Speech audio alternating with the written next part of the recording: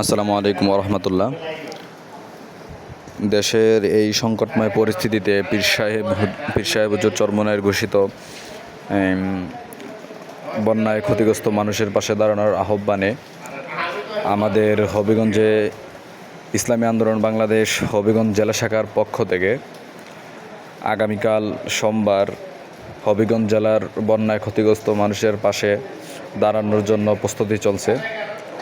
আমাদের ইসলামী আন্দোলন বাংলাদেশের হবিগঞ্জ জেলা শাখার সভাপতি আলহাজ মহিবুদ্দিন সোহেল ভাইয়ের নেতৃত্বে এখানে ত্রাণ প্যাকেটিং করা হচ্ছে।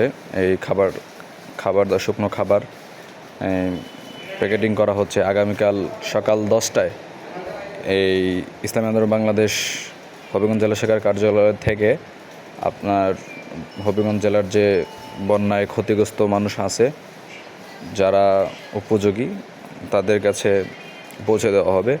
তো সবার কাছে রিকোয়েস্ট, আমাদের হবিগঞ্জ জেলায় যারা বেশি ক্ষতিগ্রস্ত অবস্থায় আছেন, বেশি সংকটময় অবস্থায় পরিস্থিতি আছেন, তারা আমাদের কমেন্ট বক্সে তাদের নাম, তারপরে নাম্বার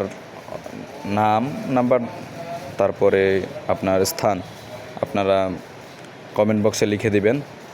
আপনারা যারা জানেন যে অমুক জায়গায় অমুক ব্যক্তি ক্ষতিগ্রস্ত অবস্থায় আছে, আপনাদের কাছেও রিকোয়েস্ট, আপনারা আমাদেরকে তথ্য দিবেন, জানিয়ে আমাদের যে এই ত্রাণগুলো সঠিক ব্যক্তির কাছে আমরা যেন পৌঁছে দিতে পারি, এই আশায় আপনারা, এই প্রত্যাশা করে আপনারা সঠিক তথ্য দিবেন।